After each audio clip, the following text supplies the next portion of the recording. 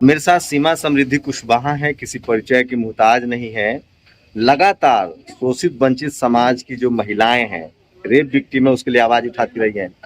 जिस तरह से दिल्ली में एक बड़ा गैंग रेप हुआ था, देश भर में प्रोटेस्ट हुआ था, उसके बाद उस मामले में उन्होंने उस केस को अंजाम तक पहुंचा और हाथरस के केस को भी सीमा लड़ रही है। अब उनको लेकिन वहां धमकियां मिल रही है। क्या वजह है? उसकी वजह कास्ट है, उसकी वजह और भी कुछ है, उन्हीं से समझेंगे। खबर आ रही है कि आपको धमकियां दी जा रही है हाथरस वाले मामले को लेकर। हाँ बिल्कुल, ये बिल्कुल सही खबर है। और मुझे 5 मार्च 2021 को, जब मैं court room, Hathras court room में थी, कोर्ट रूम के अंदर मुझे धमकी दी गई। और उस कोर्ट रूम में जो वहाँ के लोकल काउंसिल थे, जो इस केस में डिफेंस लॉयर नहीं है, उन लोगों ने आकर के धमकाया, शराब पिए हुए थे। और उसकी हमने डिस्ट्रिक्ट जज के यहाँ कंप्लेन भी की। हाई कोर्ट ने उसको मैटर को आईए फाइल किया गया, लेकिन वो डिसमिस कर दी गई, क्योंकि जो स्टेटस रिपोर्ट कोर्ट में सबमिट की गई, वो स्टेटस रिपोर्ट मैं ये डिनाई कर दिया गया, जो वहाँ पर ऑफिसर्स थे, जिसमें SC/ST कोड के स्पेशल जज थे, कि ऐसा कोई इंसिडेंट नहीं हुआ। लेकिन मेरा ये सवाल है कि अगर ऐसा कोई इंसिडेंट नहीं हुआ था, तो फिर उसी कोर्ट रूम में मुझे सिक्योरिटी घेरे में और कंप्लेनेंट को सिक्योरिटी घेरे में क्यों लिया गया था? लेकिन मेरा ये मानना है कि ये लड़ाई मेरी व्यक्तिगत नहीं है, ये मेरे देश के नागरिकों के डिग्निटी की लड़ाई है। जो दलित समाज है, जो हमारे देश की 49% महिलाओं की आबादी है, ये उनकी डिग्निटी की लड़ाई है। तो हमारे लिए, अगर आप मुझे डरा धमका के चले भी जाओगे, हमने कंप्लेन इसलिए की क्योंकि ये कोर्ट रूम जुडिशरी पर एक बहुत बड़ा प्रश्न खड़ा कर रहा है कि कोर्ट रूम में वकील आके धमकाते हैं, तो ये तो जुडिशरी की रिस्पॉन्सिबिलिटी है।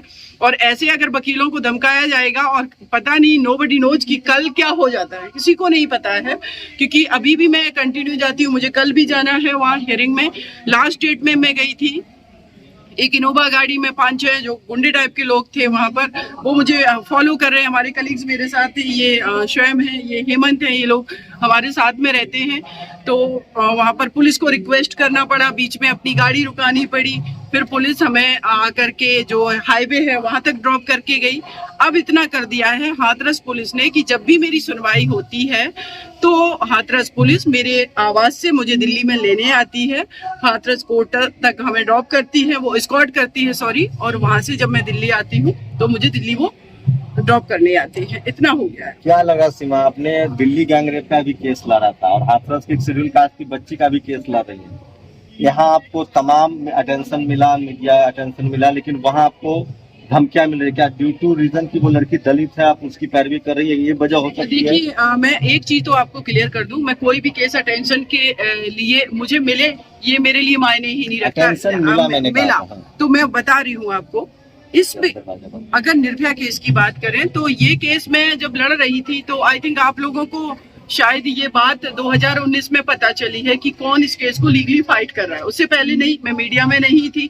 लेकिन जिस तरीके से उस बच्ची के, निर्भया के साथ देश की राजधानी में 8 बजे रात को दरिंदगी की गई, एक बस में 1.5 घंटे तक 6 लोग इस देश की राजधानी में मूव करके रेप कर रहे हैं, न सीसीटीवी कैमराज कहाँ थे? पुलिस का सिस्टम क्या था? क्या पुलिस का सिर्फ ये काम है कि वो FIR लिखें, FIR लिखने के बाद वो उसको जो भी कल्प्रिट है या एक्यूज है, उसको जेल भेज देंगे? क्या सिर्फ इतना पुलिस का काम है? प्रिवेंटिव काम कौन करेगा? बच्चियों को बचाने का काम कौन करेगा? रोकने का काम क्राइम को कौन करेगा? और आप सुनिए, मैं आ रही हूँ आपकी बात में, आ रही हूँ। उस एक चीज अच्छी थी, मैं सैल्यूट करती हूँ DCP छाया शर्मा को, जिन्होंने निर्भया केस में बहुत सही से टाइम बाउंड इन्वेस्टिगेशन किया, 6 अपराधियों को उनको अरेस्ट किया था टाइमली। ये सारा काम उन्होंने बहुत अच्छा किया था। लेकिन हाथरस केस की अगर हम बात करें, तो यहाँ तो पुलिस ने खुद चीजों को टेम्पर करवाया, पुलिस ने खुद नेग्लिजेंसी दिखाई। जहां हमारी वो बेटी मनीषा लेटी हुई है जमीन में, और वहां पर ASI, वहां इंस्पेक्टर खड़े होकर के उससे पूछ रहे क्या क्या किया हुआ, तो वो बता रही है, जो फर्स्ट उसका स्टेटमेंट है, कि संदीप गुड्डू का लड़का, उसने मेरे साथ जबरदस्ती की, मेरा गला दबा दिया। तो जबरदस्ती का मतलब क्या था? तो उसका यही कहना था कि उसके साथ जबरदस्ती की गई, तो रेप की धारा क्यों नहीं लगाई गई? यहाँ तो शुरुआत में ही पुलिस ने पूरा केस को दबाने की कोशिश की, नेग्लिजेंसी की, और तो और बाद में इस केस में परिवार को ही फंसाने की कोशिश की, ऑनर किलिंग बनाने की कोशिश की। और जिसमें मैं कहूंगी कि जो मीडिया है उसने भी इस नैरेटिव में कहीं ना कहीं परिवार पर ही प्रश्न खड़े करना शुरू कर दिया, जो कि मुझे लगता बहुत ही गलत था।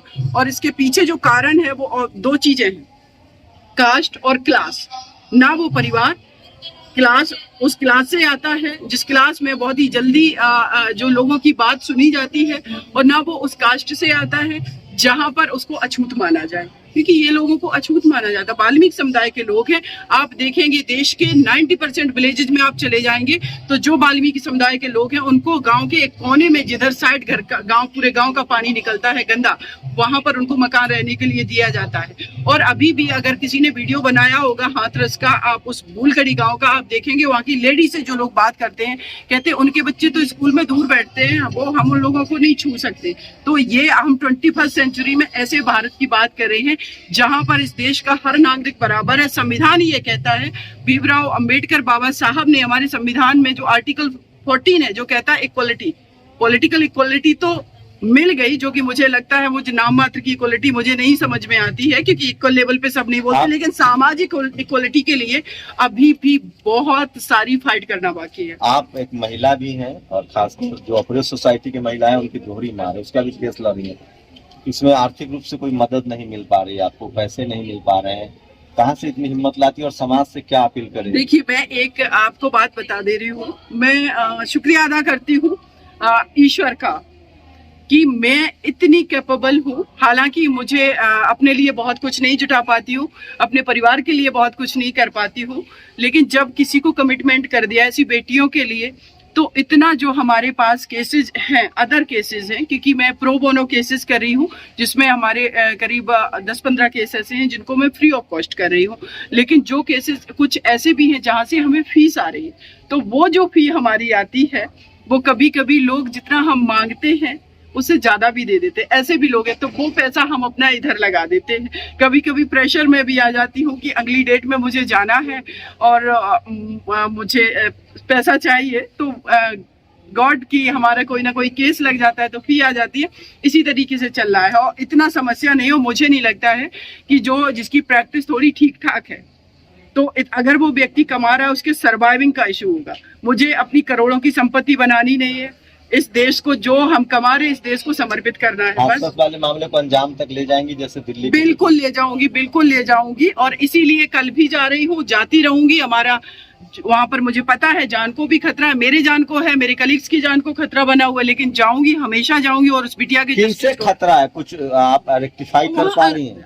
अराजक तत्व है। अब देखिए, पर्सनली क्योंकि मैं वहाँ की सिटीजन नहीं हूँ, उस पर्टिकुलर एरिया की मेरा रिजाइड नहीं है, तो मैं आइडेंटिफाई तो लोगों को नहीं कर पाती हूँ। लेकिन जो लोग इस तरीके का वहाँ माहौल बनाते हैं, गाड़ी को हमारी को फॉलो करते हैं, पीछे अटैकिंग वाला माहौल होता है, तो उन लोगों के वीडियोज हमारे कलीग्स के पास है, एवरीथिंग, सारा कुछ है, और पुलिस को भी ये सारी चीजें पता है। आपको लगता है इसकी बड़ी वजह एक जाति है कि कोई लड़की वो शेड्यूल कास्ट से है, उसमें भी वाल्मीकि समाज से है, इसलिए जो मैं आपको है वो पावरफुल क्लास की वजह से? मैं आपको 2-3 चीजें बताती हूँ। हमारे देश के अंदर क्लास मैटर करता, कास्ट भी मैटर करता, चूंकि मैं फीमेल हूँ तो पैट्रियार्किक माइंडसेट भी मैटर करता कि एक फीमेल की इतनी कैसे हिम्मत होगी। धमकाया ना उन्होंने कोर्ट रूम में कि आप आकर के कोई बाहरी वकील कैसे लड़ सकता, कोई फीमेल कैसे लड़ सकती, बहुत सारी चीजें होती। ये कौन लोग कह रहे थे? आम आदमी या वकीलों में? वकील कह रहे थे, वहाँ के वकील।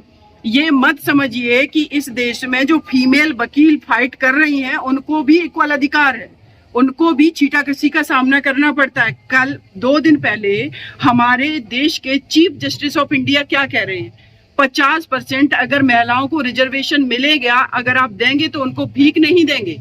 जो चीजें सदियों से चली आई हैं उस शोषण का आप कहीं ना कहीं जो होता आ रहा है उसको रोकने की कोशिश करेंगे।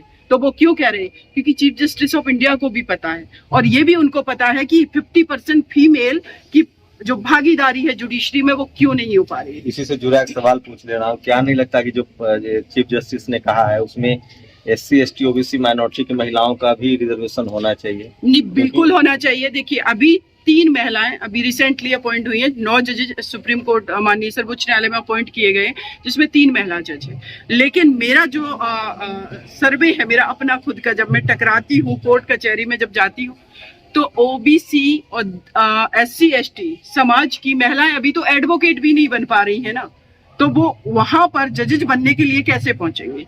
और जो बन रही हैं एडवोकेट तो वो एग्जाम दे करके क्वालिफाई इतनी अच्छी वकील है कोलेजियम सिस्टम में, आपको तो सुप्रीम कोर्ट का जज बन हाई कोर्ट में तो डालना ही चाहिए था। आप देखिए कह रही क्राइसिस, आप खुद ओबीसी कैटेगरी से, आप इतनी अच्छी वकील है। देखिए सिर्फ ये बात मेरी नहीं है, ये हम अगर ग्रास रूट लेवल पे बात करें तो ये वो भी बात है ना कि हम एक्चुअल में कि एक सीमा आकर के इस तरीके से फाइट कर रही है, तो मैं चाहती हूँ कि ऐसे ही हजारों सीमा निकल करके आए और उसमें से 10-15 सीमा संध्या या जो भी किसी भी समाज की, हमारे दलित समाज की, ओबीसी समाज की, मुस्लिम समाज की, और जो इक्वलिटी में बिलीव करती हैं वो सबर समाज की भी सारी महिलाएं बैठी आकर के। क्योंकि एक और चीज मैं कहूंगी कि ठीक है इस देश के अंदर कास्ट की लड़ाई है, लेकिन महिलाओं की जो लड़ाई है ना, दलित समाज की महिला भी अपने घर के अंदर पीड़ित है, ओबीसी समाज की महिला भी अपने अंदर घर के अंदर पीड़ित है, और ब्राह्मण समाज की भी, जनरल कैटेगरी की महिलाओं की जो शोषण है वो उस कास्ट के घर में भी है।